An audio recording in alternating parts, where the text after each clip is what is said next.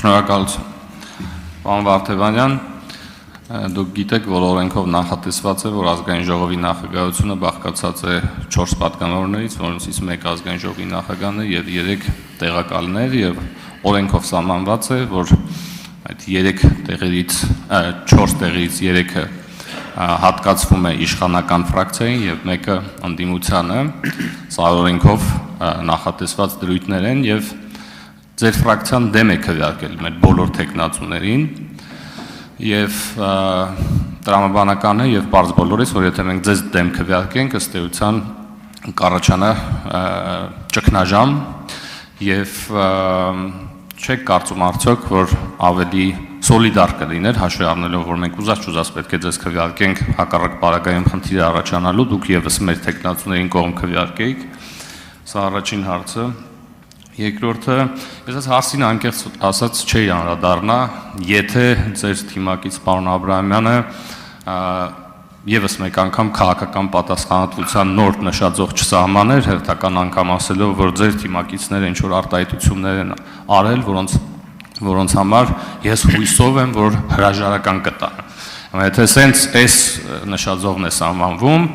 իհարկե պարոն Ղազարյանը կունենա հնարավորություն իր ասած արտահայտության համար պատասխան տալու, ես ձեզ եմ ուղղում, ես երեք չառաջ օրը առիթ ունեցա ձեր խմբակցության ղեկավարին այս հարցը ուղղել, հիմա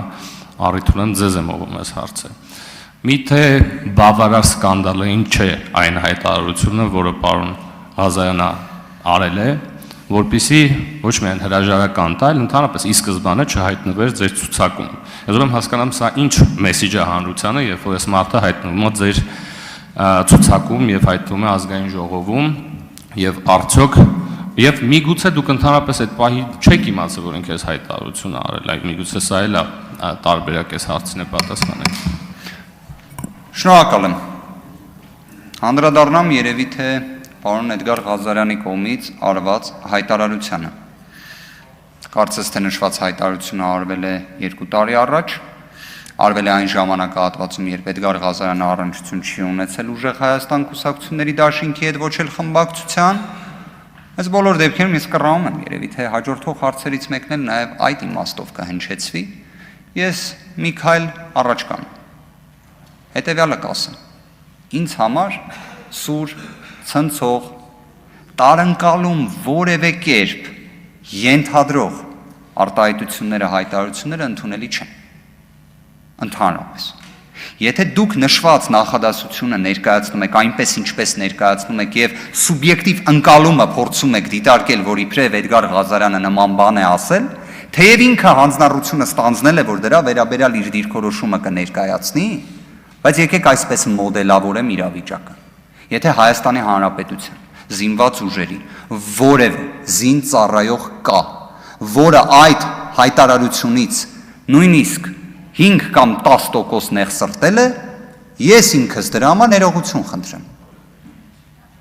Ես սիրով ներողությունը խնդրեմ, բայց մի հատ բան էլ առաջարկեմ։ Առանց որևէ քաղաքական, այսպես ասած, մարտավարական ձևի։ Եկեք այդ մոտեցմանը հենց տենց էլ նայենք այլ դեպքերում եւս։ Օրինակ, ներողություն խնդրել զոհված զինծառայողների ծնողներից, որոնց ոստիկանության բավականին հաղթանդամ մեծ ձեռքերով եւ գլխով ոստիկանները ոտու ձեռք արած հանում են եռաբլուրից։ Եկեք ներողություն խնդրենք այն իրավիճակի համար, երբ Նիկոլ Փաշինյանը, որը այլևս դա չարեց, ասում էր, բա ինչի համար դուք չեք զոհվել։ Այս նախադասությունը պարզա չէ, որ ինքը սուր, ցնցող, սուր, տեղ-տեղ վիրավորական, բացասական էմոցիա առաջացնող արտահայտությունը։ Եկեք նույնն էլ դուք արեք։ Տեսակ չէ, ես չեմ արել, չէ, այդ արտահայտությունը, բայց ես այդ դժվարությունը չունեմ բառերը ասելուց։ Որովհետև եթե խոսում ենք մեր հայրենակիցներից որևէ մեկի նեղվածության մասին, ներողությունը դժվար բան չի, թող դա լինի դժվարությունը, ժողովուրդ ջան, թող դա լինի դժվարությունը։ Իսկապես նույնիսկ թող դա լինի հավաքական մաղթանքներից մեկը, թող Հայաստանի Հանրապետությունում այլևս դժվարությունը լինի ներողություն խնդրել չխնդրել։ Արձագանք։ Շնորհակալություն, պարոն Վարդևանյան, ողջունում եմ, որ դուք պատրաստական եք ներողություն խնդրել ձեր գործընկերոջ համար, այնուամենայնիվ ակնկալիքս ամենևին դա չէր, ես ուզում եի հասկանալ տրամաբանությունը, թե ոնց է ինքը հայտնվել ձեր ցուցակում։ Երկրորդը, ինչ վերաբերվում է մեր քաղաքական թիմի անդամների կողմից հնչած տարատեսակ հայտարարություններին, ես կարծում եմ նախ համեմատելու եզրեր ուղղակի չկան, եւ եթե խոսում ենք կոնտեքստից կտրելու մասին, երկու տեսանյութերը առկա են եւ մեր հանրությունը կոնտեքստներին երկուսին էլ կարող է ծանոթանալ։ Եվ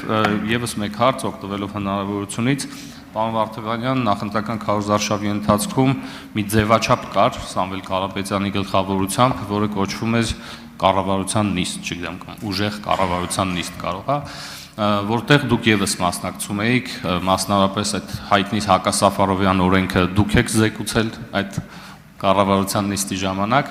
եւ ուզում եմ, եթե թույլ տաք, եւս կես րոպե, պարոն Ռուբինյան, եւ հարցս հետեւյալն է.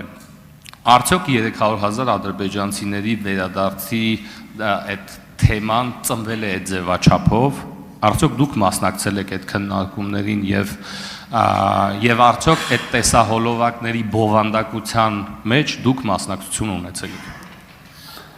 Տեսահոլովակներից որևէ մեկի բովանդակության մեջ բացառությամբ այն դեպքերի, երբ տեսահոլովակում օրինակ ես կամ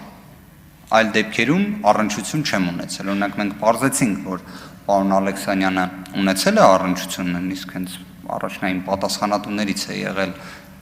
քաղաքացիական պայմանագիր կուսակցության տեսահոլովակների տեսանյութերի, իմ վերաբերյալ նման տեղեկություն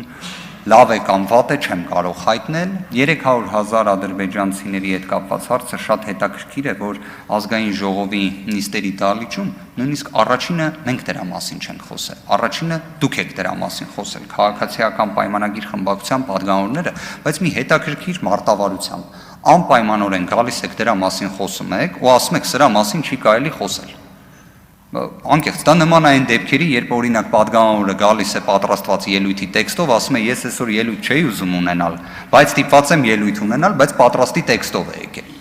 Հիմա գիտեք, բազմաթիվ նման դեպքեր կան։ Կամ որ ասում են ինձ գրել են բազմաթիվ քաղաքացիներ, բայց ոչ մի քաղաքացի չի գրել։ Արգելի գործընկերներ, մի պարզաբանում մտցնեմ, պարոն Աղաջանյան, քանի որ ասեցիք ուզենք, չուզենք, ձեզ պիտի ընտրենք,